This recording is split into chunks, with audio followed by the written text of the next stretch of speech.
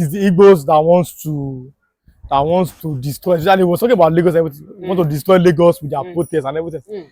And then I was not telling. I said maybe that's the reason why the Igbo leaders are saying that Igbos are telling Igbos not to come and protest.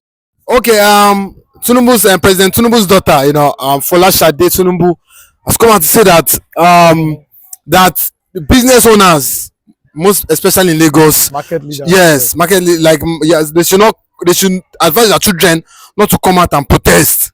Do you think that she's, I don't know, because he said the father should be given at least 3 years, that normally government should be given 3 years to judge to see if the government has done well or not. That 3 years is just a year. A year is just too short. No, but what within a year we've seen that the pains of Nigeria, man, is becoming unbearable. Do you not think that's why the people that are coming out to protest? Why should not come to tell them that they should not protest? Do you think that she warning Nigerians and the Biafrans and the Igbos, do you think warning them will later make them not come out protest? Yeah, for example, I saw this morning a market leader came. I know she called herself a market leader. She said that it is the Igbos that wants to destroy. Especially, he was talking about Lagos, everything. Want to destroy Lagos with their protests and everything.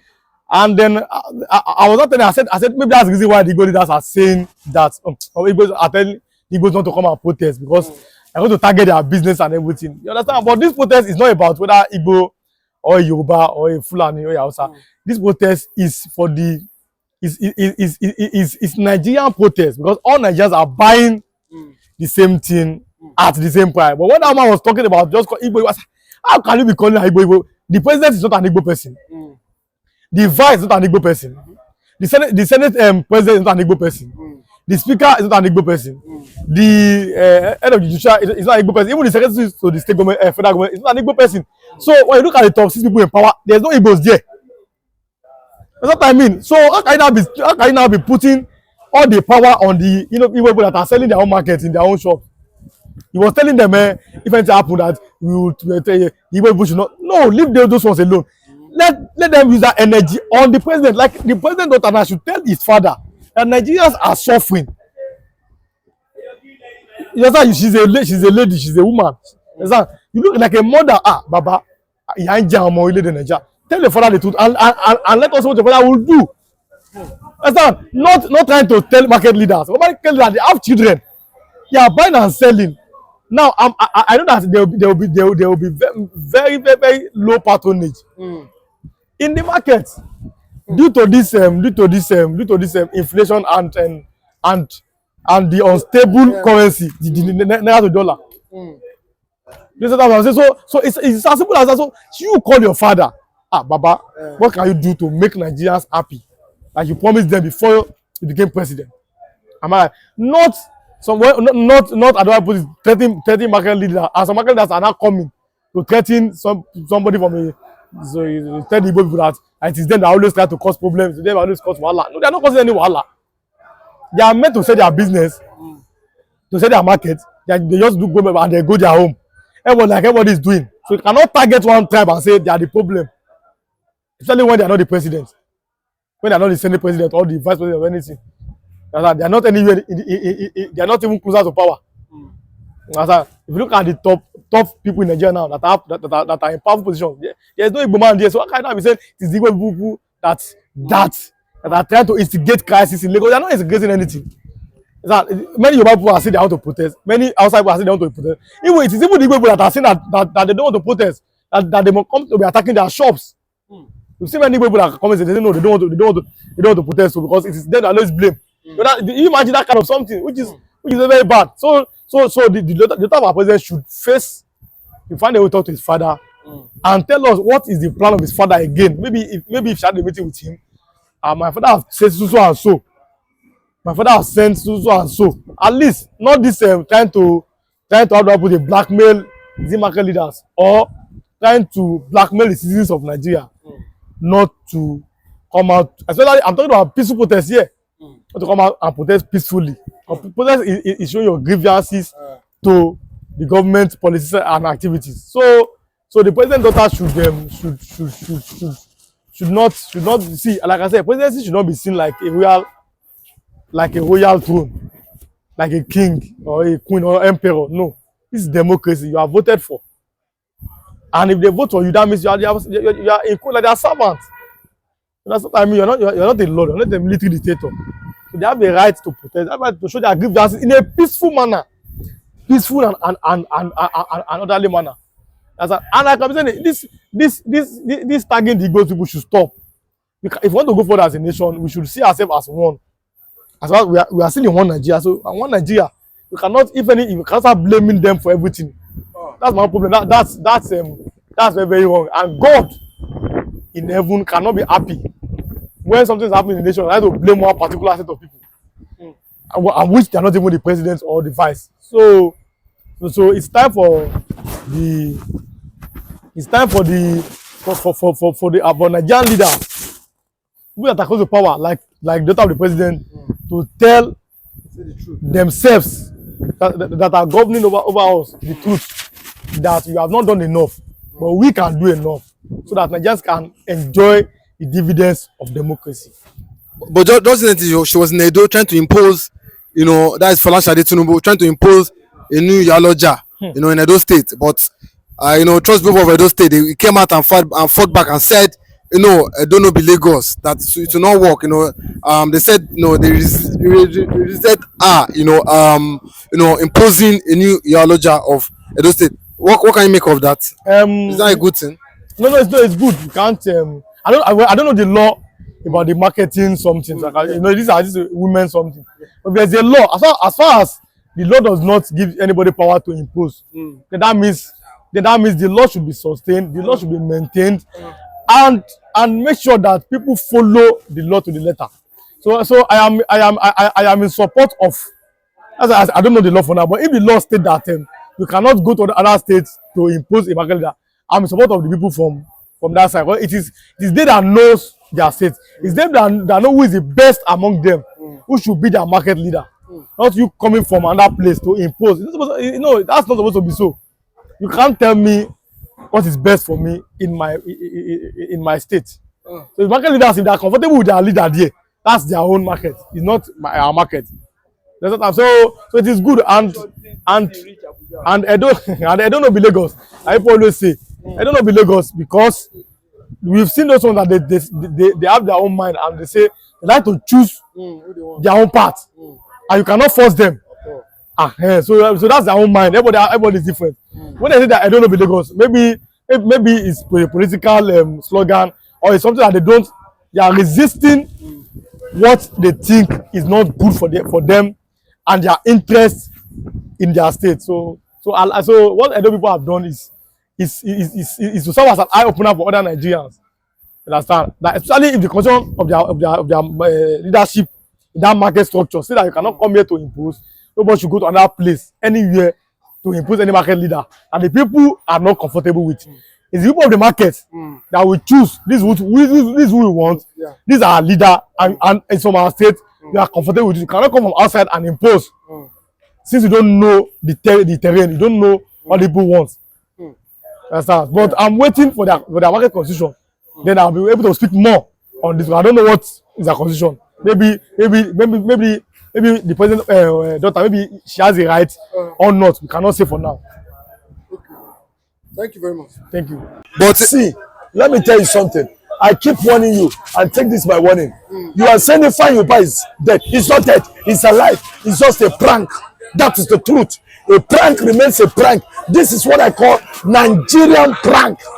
I don't see you, no worry. I don't see you. Yes. Hey, MC Grandma, longest time, how far now? All right, longest time, my brother. Yes, good morning, my brother. What's good now? What's good? Everything is good about the morning. Okay. Have you heard about the recent happening in Anambra State? Senator Famba is dead. He is not dead. You people, I don't know who gives you this information that is dead. Dead? How can he be dead? No, Senator Famba is not dead. I can confidently tell you that. No, I think he died. No, he died in the UK. Of heart attack. Cardiac arrest. Where did you get that one from? This is Nigerian prank. He's not dead. They are just trying to fool us. This is not the first time Nigeria have been pranking us. They are just trying to use it so that Nigeria is just over. After some time, they will tell you that Ifa Yoruba is in the hospital or that Ifa Yoruba is somewhere enjoying himself. Come on. Delete this thing. Ifa Yoruba is not dead. He's alive. But everybody, even Tinubu, Peter Obi, they've come out to, commiserate with the family and, give their condolence speech to the. Look at you calling Tinubu. Tinubu is a prank master. How can a prank master come out to tell? He's a prank master. So what do you expect from a prank master? Peter Obi, all of them, they are prankers. So what are we saying? Those ones are just coming out to tell us. We're talking about death. We're not talking about politics here. My brother, yes, I'm also talking about death. He's not dead. If Ayuba is still alive, are you the one that killed him? That is the question. But they said he went for, his daughter's graduation in the UK. So I think it happened in his hotel. I don't think they'll be lying as regards this. When he went for the graduation, did he tell you? Did he inform you? Then how did you know he's dead? Listen, come on, delete all this rubbish they are writing about. If he's not dead. Okay, have you forgotten Delegiwa case? What killed Delegiwa? The guy that Delegiwa saw, that they claim that they have killed during Babangida time, and they shifted him to abroad, is the same guy that Delegiwa met in abroad and decided to expose him before they killed him. He said today that we have been here seeing pranks in Nigeria. So these guys are prankers. They are a bunch of prankers. They are trying to prank us. So to me, to you, if Ayuba is dead, to me, he is not dead. But I don't think somebody like Ifeanyi would want to do something like this because he knows that he's a very important figure, in the lives of so many people in Anambra and in Nigeria as a whole. Do you think he wants to play this kind of prank, just because? When you find your brother, did he tell you that he died? That's the question I'm asking you. He's already died. There's no way the person can talk again. Then if Ayuba is not dead, that is it. Wait until 2 weeks. Let's see what comes out of it. And you are here jumping into conclusion that is dead. Wait until 2 weeks. By then, they must have buried him. What happens tomorrow if you see you find Ayuba alive? What are you going to say? I'm asking you. And this is not the first time they say something. It happened in Obasanjo regime. Somebody is dead and they later find out he's not dead. This is not the first time. So if Ayuba case is not exceptional. So once he's just 52 years, why is he going to die? Or for all your own money. If he's going to live on your own money for you to come and enjoy it. No, but a 52 years old man can die. A 52 years he can die. He can die. I don't think he's a prank. I think he has the best doctors, the best everything. So why will he die? If Ayuba is not dead, my friend, talk another thing. How you said if Ayuba is dead? How can he leave all his wealth and die? Talk what is this thing? How can Ayuba die? But we see what people are saying as regards Ifeanyi, the reaction, Anambrans and Biafrans, Nigerians, we've seen their reaction. Even some people went to beer parlor to celebrate this. Okay, let me ask you: Are you people? People are saying, are you people? No, we can see video all over the place. Even Samanekpa posted a video of people celebrating in a bar, as regards them celebrating as regards his death. Well, that is their own opinion. To me, talking to you, if Ayuba is not dead, that is just the simple truth. I don't know where you get all these things from. If Ayuba is not dead, that's the truth. There's no way the media will come. I know we've seen artist like Skibby, a former artist under e-money labor record. It was an artist. It's an artist rather. Effect is dead for days. I know what I discussed with him. So he's not dead. Don't tell me he's dead. How can he die? The same was with Peter Obi. July 12th. They were in a function. I think in a burial ceremony. We even promised Peter Obi. He even promised Peter Obi to that they should just go for a lunch at Ifeanyi's home. But see, let me tell you something. I keep warning you and take this by warning. You are saying Ifeanyi is dead. He's not dead. He's alive. It's just a prank. That is the truth. A prank remains a prank. This is what I call Nigerian prank. They are just trying to fool us. Ifeanyi is alive, enjoying somewhere. Wait till 2 weeks to see Ifeanyi alive walking on the street, enjoying on the street, then you will understand he is not dead. How many times will I tell you this? So is it until you see his coffin or is dead? But that's when you believe that. Okay, you look like a dull student to me. I've been educating you for long that Yoruba is not dead, but you look like a dull student. You refuse to accept my lecture. Because I know I'm saying the truth. And What is true? What truth are you saying? Because everybody knows and everybody, the media. No, I'm not the one, but everybody knows. Are you the one that The media and everybody knows that he's dead. Which media? Which media kill? Which media know? Okay, tell me the media from heaven that knows that Yoruba is dead. Are you the one that killed him? So stop saying what you don't know. Me and Yoruba agreed that we are going to, when he comes back from his trip, we are going to dine somewhere, and you are telling me he's dead. Ogbeni Shara, he's not dead, he's alive. So this is just Nigerian prank. They are just trying to prank us. Well, I see that it is not a politics. This is not a politics. We're talking about death. There's no way a popular figure, a big figure like Ifa Ambawi want to prank his own death. I don't think he wants to do that. There is no way a popular figure would. Okay, now did you kill him? Wait, Ifa Amba is the owner of Ifa Amba FC football club.